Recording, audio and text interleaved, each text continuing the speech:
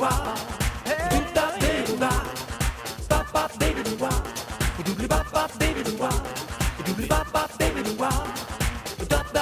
bueno, ya estamos de regreso nuevamente en nuestro programa. Estamos con un nuevo invitado. Hace muchísimo tiempo que no veía a Alejandro Silva, hace muchísimo tiempo que no lo entrevistaba. Y bueno, después de todo este tiempo que les acabo de contar que no lo veía, vuelve a estar en nuestro programa, pero para hablarnos de otro tema. Él era dirigente anteriormente de la Universidad del Mar, de los alumnos de la Universidad del Mar, por lo tanto estuvimos muy en contacto cuando estaba esta situación en la palestra ahí que estaban cerrando la universidad. Y Alejandro, bueno, ahora viene llegando del Perú con un título nuevo. ¿Cómo estás, Alejandro? Bien, bien. ¿Y tú? Bien también. Tiempo que no te veía, ¿serán 2 años? Más o menos aproximado, sí. Alejandro, cuéntame, ¿qué pasó contigo durante todo este tiempo? En esa época eras estudiante de la carrera de Historia y Ciencias Sociales en la Universidad del Mar en nuestra ciudad. De repente esto lo cierran, tú comienzas de alguna forma una pelea por lograr que se alcancen a titular quienes tenían las condiciones necesarias. ¿Y ahora en qué estás? Bueno, ahora, después de un largo tiempo, que eso todavía sigue en un proceso por si ¿Pero quieren. te dieron el título? Sí, yo me alcancé a recibir, pero con todas las dificultades del mundo, ¿no? Por haber sido dirigente no solo a nivel local, de presidente de la federación, sino que fui presidente de la Confederación Nacional de Estudiantes a nivel de Chile. Entonces, sí me acuerdo. Tuve todo el proceso, pero bueno, por lo menos salí y lo importante es eso. Muchos compañeros terminaron en otras universidades, pero al final yo tomé otro camino dentro de la misma educación. Recibí mi título de profesor de Historia y me fui a especializarme al Perú en la Universidad Católica de Lima en neuroeducación, que es lo que justamente me dedico ahora. Cuéntame qué es. Bueno, ¿Qué es neuroeducación? La neuroeducación es una área que está dentro de la neurociencia que específicamente estudia 2 áreas simultáneas, ¿no es cierto? La educación, los procesos educativos, pero también eso los conjuga junto con los procesos cerebrales. Ya. O sea, de cierta manera lo que hace es darle más énfasis al tema del desarrollo cerebral dentro de las instituciones educativas y a su vez hace que los profesores generen herramientas pedagógicas que sean mucho más asertivas para el proceso educativo. O sea, esto lo vas aplicando en la sala de clases. En el aula, directamente. Es decir, por ejemplo, te voy a sacar un claro ejemplo. Todos los profesores hacen sopas de letra, por ejemplo. En ejercicios, sopas de letra y buscan, inclusive también vienen en los diarios a veces, cosas así. Pero nadie sabe qué es lo que eso genera a nivel cerebral. Por ejemplo, en la sopa de letra en general lo que hace es liberar endorfina a nivel del hipocampo, te lo voy a explicar de manera técnica. Además, libera los centros de placer y ralentiza el deterioro cognitivo, es decir, puede prevenir futuros Alzheimer, Parkinson y todas las enfermedades que produce el cerebro. Voy a ponerme a hacer sopa de letra al tiro porque se me olvida hasta cómo me llamo. Cuando tú estás hablándome de ¿esto lo puedes aplicar en la sala? En el Por ejemplo, llega un niño y le dice, ya la tarea de hoy es hacer una sopa de letras. Eso te ayuda. En el aprendizaje lo que estás enseñando, me imagino que la sopa de letras tiene que estar relacionada con la materia que estás enseñando. Perfecto. Ya. Y luego de eso, ¿que le vas midiendo el tiempo o cuántas palabras alcanzó a resolver? ¿Cómo es? Por ejemplo, vamos a seguir con el mismo ejemplo. Una sopa de letra o un puzzle, por ejemplo, lo contextualizo a la materia que yo tengo. Si yo soy profesor de historia y me toca pasar, por ejemplo, descubrimiento de América, y primero tiene que haber una base conceptual, ¿no es cierto? Que todos tenemos que saber ciertos conceptos. Entonces, ¿qué es América? ¿Qué es descubrimiento? Exacto, entonces yo le voy colocando virreinato, descubrimiento, distintos conceptos que ellos los tienen que buscar. Eso, por ejemplo, es muy bueno para niños que sufren TDA o trastorno de déficit atencional o hiperactividad en general. ¿Ya? Entonces, es la manera de poder encarar en el aula a estos niños con necesidad educativa especial, tomando en cuenta que los psicólogos, si bien es cierto, hacen una muy buena labor con respecto a la necesidad educativa especial, pero no están insertos en el aula todos los días.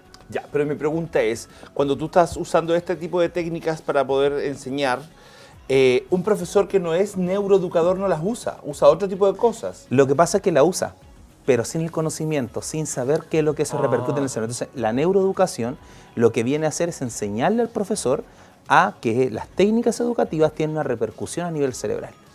Por ende, si el profesor supiera, por ejemplo, de estructuras básicas del cerebro y cada metodología apunta a un área, su proceso pedagógico y este tan anhelado aprendizaje significativo que queremos que los estudiantes se lleven o produzcan, al final va a ser mucho más certero, ¿no? ¿Dónde dan ese tipo de educación acá en Iquique? A ver, trabajo en una institución que se llama Cereduc, que es un centro de estudio y formación continua que nos dedicamos a generar capacitación e intervención en los colegios y hemos ya beneficiado más de 14 colegios con respecto a talleres gratuitos que hemos hecho en la región y planes de capacitación que vienen con PSP comunitario, que significa que no solamente capacitamos hoy día a los docentes, sino que también a los estudiantes y a los apoderados. ¿Cuál sería, por ejemplo, en este caso, la intervención o la parte de un apoderado? Que el niño, por ejemplo, llegue a la casa, obviamente que haga las tareas, lo que se le encargó, pero que de alguna forma especial lo logre. Exacto, lo que pasa es que cuando tú... Ustedes también se lo enseñan. Exacto, cuando tú capacitas, por ejemplo, hoy día la gran mayoría de las capacitadoras acá en la región y en Chile trabajan modelos de capacitación profesional. Nosotros trabajamos PSP, que son programas comunitarios de perfeccionamiento. ¿Qué significa? Que en una misma temática hacemos, por ejemplo, hacemos que el estudiante también tome conciencia de su cerebro y el apoderado a que nosotros le enseñemos ciertos cuidados de ese cerebro de ese estudiante. ¿Qué cuidados, por ejemplo? Por ejemplo, aumentar el consumo de azúcares naturales, por ejemplo, que es importante para generar la vaina mielínica o de la neurona, ¿no es cierto? Sé lo que es, sí. Exacto.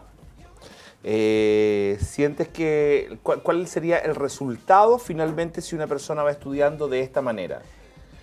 Que la educación, es que si hablamos de educación de calidad y que este tema tan vapuleado, ¿no es cierto?, y que se ha manejado tanto en la boca de muchas personas hoy día en la región y también a nivel de país, yo creo que si nos especializamos un poco, los docentes nos especializáramos un poco, podríamos entregar también una mejor educación de calidad, tomando en cuenta que tienen que mejorar también otros factores para que el docente también genere una buena educación, por ejemplo, estabilidad laboral y un montón de cosas. Finalmente, Alejandro, cuando tú me hablas de neuroeducación, me estás diciendo no solamente que la persona aprende más, sino que aprende mejor, aprende de mejor manera, digamos, con un método que se le hace tal vez un poco más lúdico, más fácil. Exacto. Por una parte. Por otra parte, se aprende más. Y por otra parte, tú me estás diciendo también que no me lo has dicho, perdón. Esta educación, la pregunta ¿es para personas que tienen algún déficit o también para personas que son completamente normales? A ver, lo primero que hay que entender es que el tema de los déficits en neuroeducación existen dos líneas. La necesidad educativa especial es una cosa y el etiquetado es otro. Decir que todos los niños tienen hiperactividad porque se mueven mucho es falta de conocimiento. Decir que los niños tienen un trastorno de déficit atencional también es una falta de conocimiento. Yo creo que hoy día no podemos etiquetar a los niños, ¿no es cierto? Mandar a los colegios a los niños a etiquetarlos que tienen distintos tipos de patología y después querer integrarlos nuevamente. Entonces evitémonos la etiqueta que daña mucho a las personas e integrémoslos con una nueva metodología. Hoy día las necesidades educativas son distintas. Bueno, por eso te digo, pero esta forma que tú tienes de educar, ¿es solamente para personas que tienen algún problema o también para personas que no tienen ninguno? No, para todos. Perfecto. Y muchas veces evitar la necesidad educativa especial. Como por ejemplo, un niño a los 3 años, tú no le haces un test de acentuación de lengua materna, por ejemplo, y ese niño probablemente, al no reconocer su lengua materna, el español, y lo metemos a un curso de inglés o en los jardines infantiles, podemos producir dislexia en primero básico. Entonces ahí creamos nosotros, por la falta de conocimiento, el problema de necesidad educativa especial. Ok, Alejandro, ¿alguna página web? www.cereduc.cl o en Facebook, Cereduc Chile o Cereduc. Cereduc es de cerebro. De cerebro y educación. Bien. Gracias, Alejandro, por haber venido. Gracias a ti. Ok, nos vamos un corte y volvemos con otro interesante invitado. Baby,